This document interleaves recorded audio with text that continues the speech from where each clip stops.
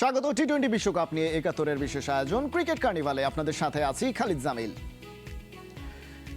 রাত পোহালেই শুরু হয়ে যাচ্ছে অস্ট্রেলিয়ার বিপক্ষে বাংলাদেশের ম্যাচ এবং সেটা দিয়েই শুরু হচ্ছে বাংলাদেশের সুপার 8 মিশন। এই সুপার 8 মিশনে অস্ট্রেলিয়া বাংলাদেশের চেয়ে অনেকখানি এগিয়ে রয়েছে, সেটা সত্যি। আইসিসি ইভেন্টের যে কোনো পজিশনে আসলে অস্ট্রেলিয়া আরও বেশি মাইটি হয়ে ওঠে।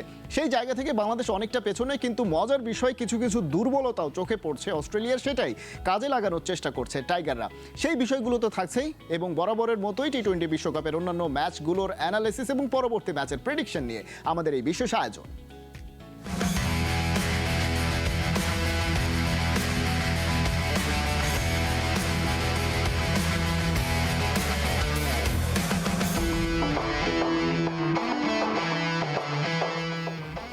পুরো দলকে স্বাধীনতা দিয়ে রেখেছেন হাথুরু সিংহে। সুপার 8-এ এই স্বাধীনতা নিয়েই টাইগাররা চাপে ফেলতে চায় শক্তিশালী দলকে। হেড কোচ খুশি দলের পারফরমেন্সে সুপার 8-এ, তাই টাইগাররা যত সাফল্য পাবে সবটাই নাকি বোনাস হবে। নাহিয়ান বিন জসিম জানাচ্ছেন বিস্তারিত। সাকিব ব্যাট হাতে নেটের পথে হেঁটেও 3 থেকে 4 বার পিছু হটলেন। চোখে মুখে বিরক্তি স্পষ্ট। বিগ ম্যাচের আগের দিন প্র্যাকটিসে একটা মিনিটও যে অনেক গুরুত্বপূর্ণ, কিন্তু অনুশীলন শুরু করা যাচ্ছে না কেন? কারণ নেটে কোনো একটা কিছু হয়নি সাকিবের মন মতো। ওদিকে সারা শব্দ পাওয়া যাচ্ছে না গ্রাউন্ডসম্যানদের অনেক ডাকাডাকি করেও। রিশাদকে নিয়ে নিজেই তাই গ্রাউন্ডসম্যানের ভূমিকায় সাকিব জানেন কখন কিভাবে কোন পরিস্থিতি সামলে নিতে হয়। রিশাদ হোসেনরাও কঠিন সময়ের জাল থেকে বেরিয়ে আসা শিখছেন বড় ভাই সাকিবের টোটকাতে। বড় ম্যাচে বড় দল অস্ট্রেলিয়ার বিপক্ষে জিততে হলে দল হয়ে কঠিন চ্যালেঞ্জ সামলাতে হবে টাইগারদের। নেটে আসার পর ম্যাচের আগের দিন বাংলাদেশ প্র্যাকটিস শুরু করতে পারছে না। সাকিব আল হাসান মহাবিরক্ত, গ্রাউন্ডসম্যানদের খুঁজে পাওয়া যাচ্ছে না, নেটের কোনো কিছুই ঠিকঠাক নেই। এমন অবস্থায় প্রায় ৩৫ মিনিট পর বাংলাদেশ দল প্র্যাকটিস করতে পেরেছে। মাইটি অস্ট্রেলিয়ার বিপক্ষে নামার আগে বাংলাদেশকে কঠিন পরীক্ষা দিতে হয়েছে। মাঠে এর চাইতে আরও বেশি কঠিন পরীক্ষাই দিতে হবে। যত কিছুই হোক বাংলাদেশকে এই ম্যাচটা পারফর্ম করতে হবে সবকিছুকে পেছনে ফেলে। উইকেট নিয়ে টাইগার ওস্তাদের খুব একটা মাথা ব্যথা আছে বলে মনে হলো না। কারণ একটাই, দলের টপ অর্ডারের কাছে ব্যাটিং পিচ কি আর বোলিং পিচই বাকি, সব একই। লিটন টুর্নামেন্টের শুরু থেকেই ফোকাসে। আইসিসির ক্যামেরায় হিরো লিটন কুমার, ম্যাচে 0। লড়াইটা যখন সুপার 8-এর, দলটা যখন সুপার ফর্মে থাকা অস্ট্রেলিয়া, তখন অনেকেই হয়তোবা জয় পাওয়ার স্বপ্নটা দেখতে পারছে না। তবে বাংলাদেশের জন্য অতীতে কিন্তু আত্মবিশ্বাসের বেশ কিছু রসদ আছে। 18 বছর আগে ফিরে গেলে এই জুন মাসটাতেই বাংলাদেশ অস্ট্রেলিয়াকে হারিয়েছিল কার্ডিফে। মোহাম্মদ আশরাফুলের দুর্দান্ত সেঞ্চুরি, সেই ম্যাচটাতে রিকি পন্টিং, গ্লেন ম্যাকগ্রা কিংবা অ্যাডাম গিলক্রিস্টরা রীতিমতো অসহায় হয়ে পড়েছিল টাইগারদের কাছে। এখন কেন অ্যান্টিগাতে এই যে দারুণ আত্মবিশ্বাসী দলটা অস্ট্রেলিয়াকে হারাতে পারবে না? বাংলাদেশ দল আরও একটা ম্যাচে জিতে গেলে সেমিফাইনালের মুখ পরিষ্কার হয়ে যাবে।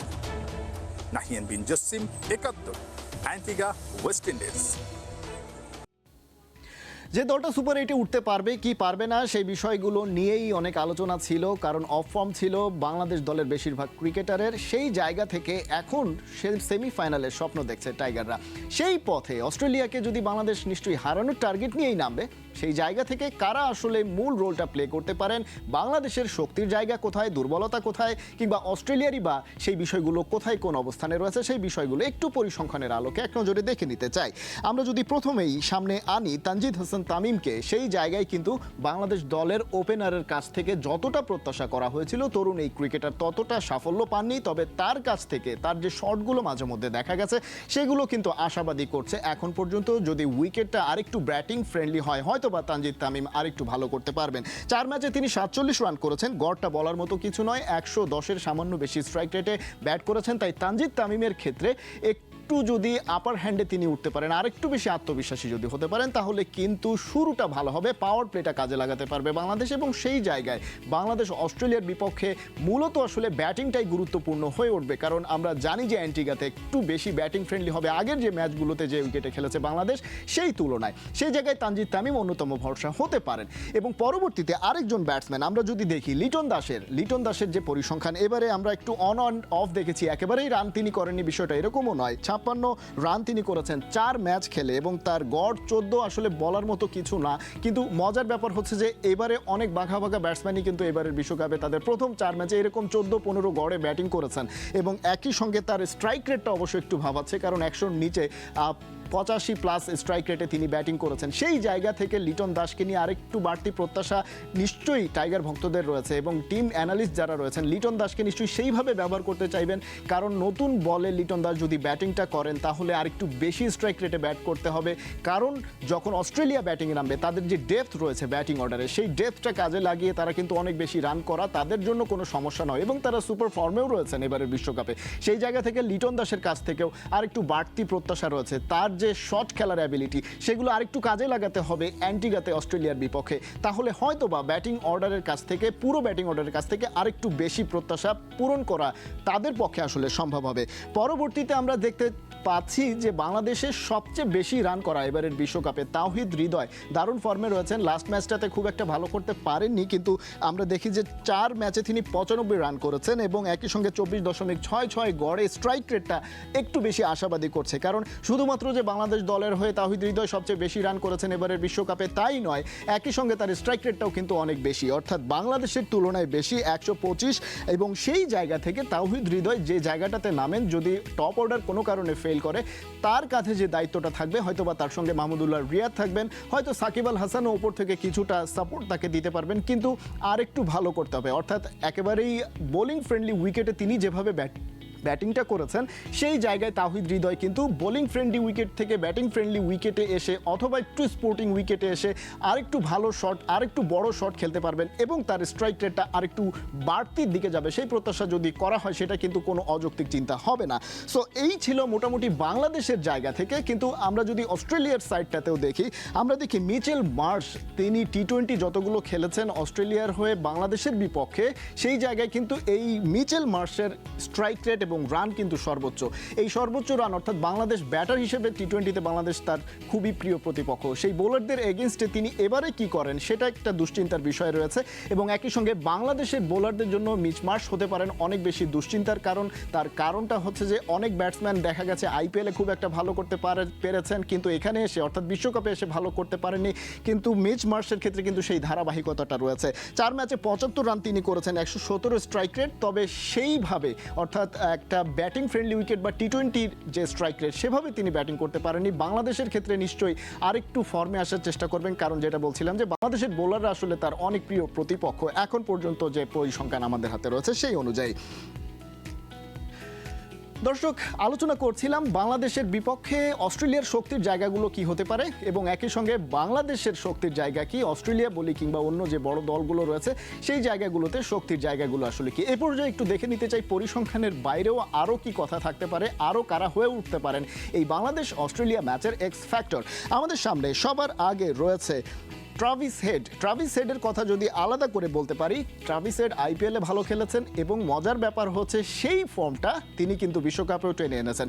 160-র কাছাকাছি তিনি স্ট্রাইক রেটে এবারের ওয়ার্ল্ড কাপে ব্যাটিং করেছেন, অর্থাৎ আমরা অনেক উইকেট নিয়ে সমালোচনা শুনেছি, কিন্তু ট্রাভিস হেডের কাছে যেন কোনো উইকেটই কোনো সমস্যা নয়। কিন্তু এই জায়গায় একটা কথা রয়েছে যে দুর্বলতার কথা, আজকে যেমন একদম শুরুতে বলছিলাম, এই ট্রাভিস হেড কিন্তু স্পিন বলে কিন্তু একটু দুর্বলতা তার দেখা যাচ্ছে, অর্থাৎ একেবারেই ভালো স্পিনের এগেনস্টে তিনি কিন্তু ক্যাচ তুলে দিয়েছেন, এবারের বিশ্বকাপও সেটা দেখা গেছে। তো সেই দুর্বলতাটা ট্রাভিস হেডের মতন আরও রয়েছেন, ডেভিড ওয়ার্নারও একই কাজ করেছেন এবারের ওয়ার্ল্ড কাপে। তো সেই জায়গাগুলো যদি দুর্বলতাগুলো যদি কাজে লাগাতে চায় বাংলাদেশ, তাহলে কিন্তু স্পিনারদেরকে স্পেশালি ব্যবহার করা হবে, এবং সেই জায়গায় যখন স্পিনারদের কথা আসে তখনই কিন্তু রিশাদ হোসেনের নামটা চলে আসে, এবং রিশাদ হোসেনকে এই ম্যাচটাতে ট্রাম্প কার্ড বলি কিংবা এক্স ফ্যাক্টর বলি, যেটাই বলি না কেন, তিনি কিন্তু হয়ে উঠতে পারেন, অর্থাৎ তিনি যে স্পিনটা করেন এই উইকেটে জায়গা মতো বল ফেললে, পরিসংখ্যান তাই আসলে বলছে যে যদি এই উইকেটে অ্যান্টিগার উইকেটে জায়গা মতো স্পিনাররা বলটা ফেলতে পারেন তখন কিন্তু সেখান থেকে সাফল্য আদায় করে নেওয়া সম্ভব, সেটা ওয়ার্ল্ডের যত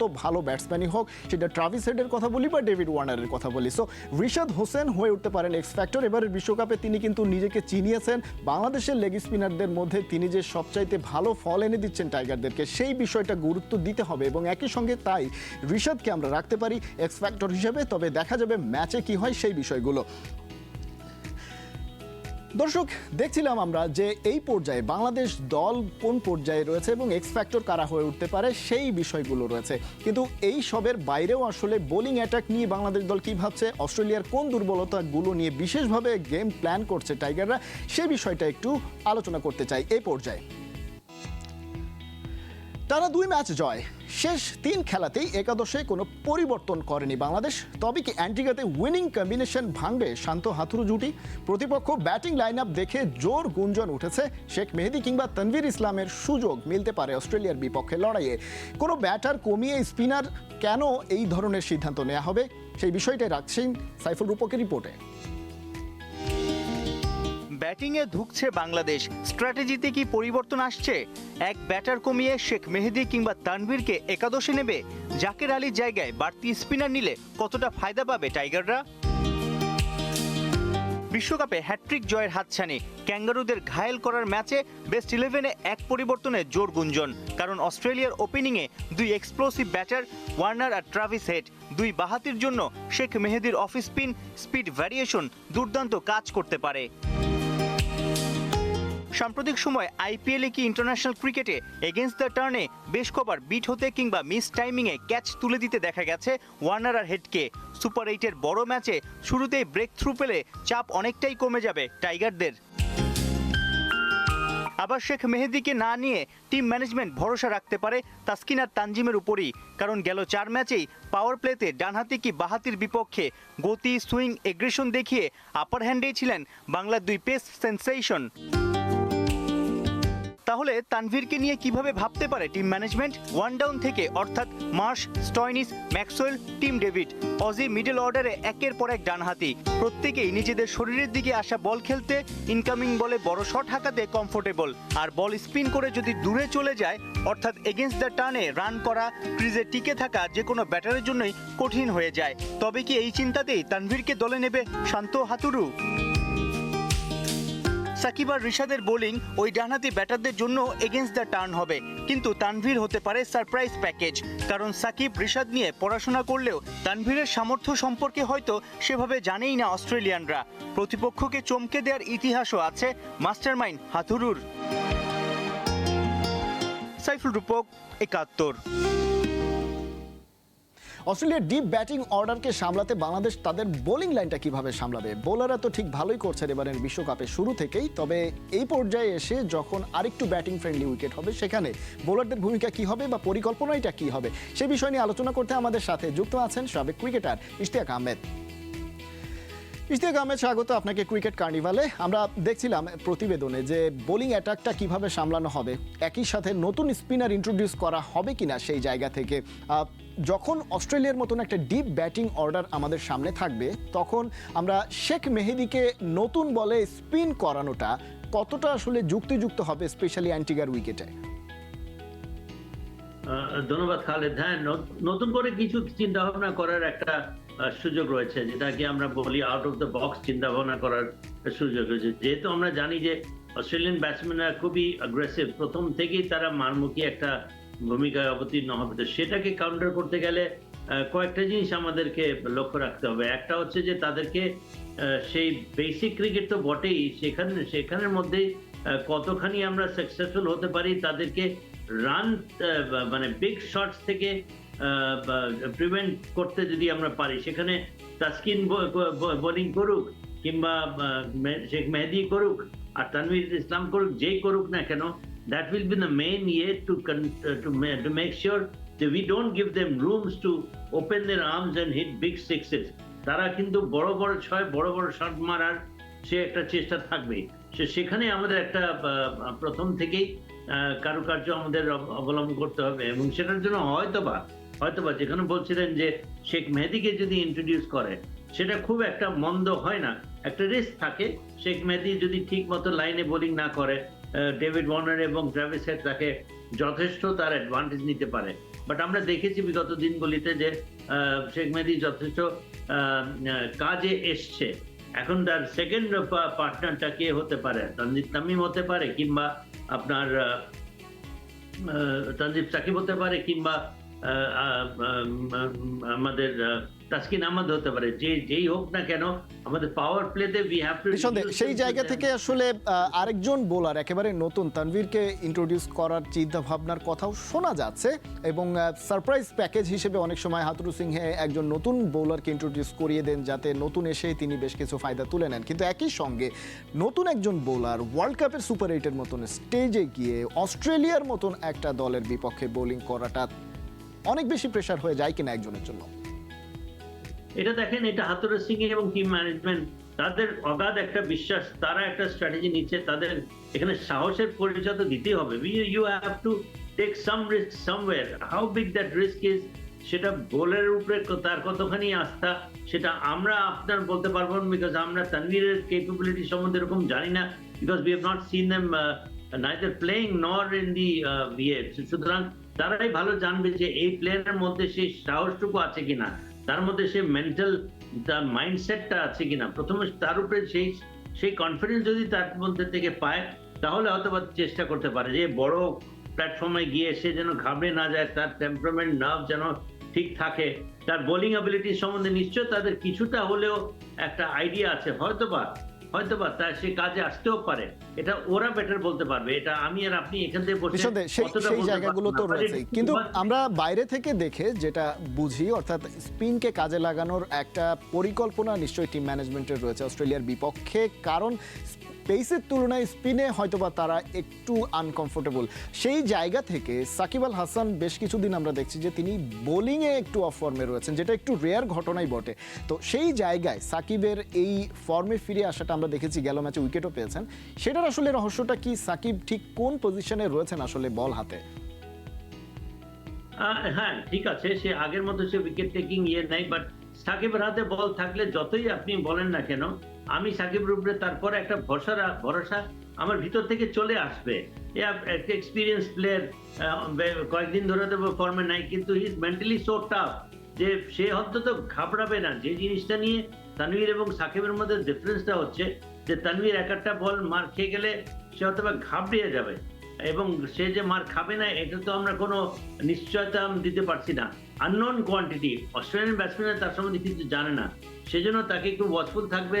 এমনই একটা শট খেলবে, একটা রিস্কি শট খেলে ফেলবে যেটাতে দেখা যাচ্ছে যে সে সফল হতে পারে।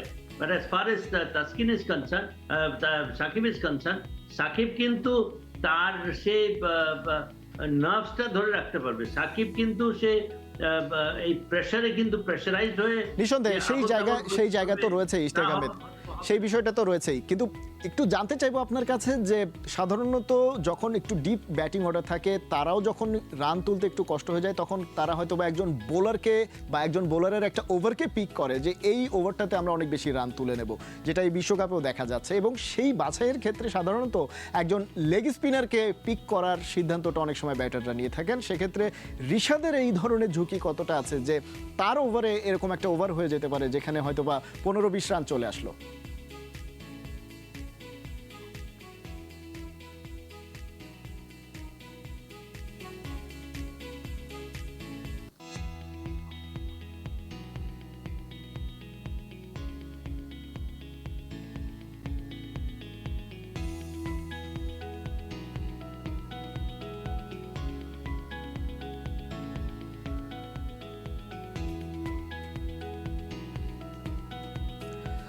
দর্শক, ইশতিয়াক আহমেদের সঙ্গে আমাদের সংযোগটি যান্ত্রিক ত্রুটির কারণে সম্ভবত বিচ্ছিন্ন হয়েছে। আমরা আসলে আলোচনা করছিলাম বাংলাদেশ দলের বোলিং অ্যাটাকের আসলে সামর্থ্য কতটা, অস্ট্রেলিয়াকে আটকে রাখার জন্য কী ধরনের কৌশল বেছে নিতে পারে, কী কী অপশন বাংলাদেশ দলের সামনে রয়েছে এবং কোন অপশনটা আসলে কিভাবে কাজে আসবে এবং সেই কাজে আসলে বাংলাদেশ দল কোন জায়গাটায় পৌঁছতে পারবে, এই বিষয় নিয়ে এতক্ষণ আলোচনা হচ্ছিল বিস্তারিত।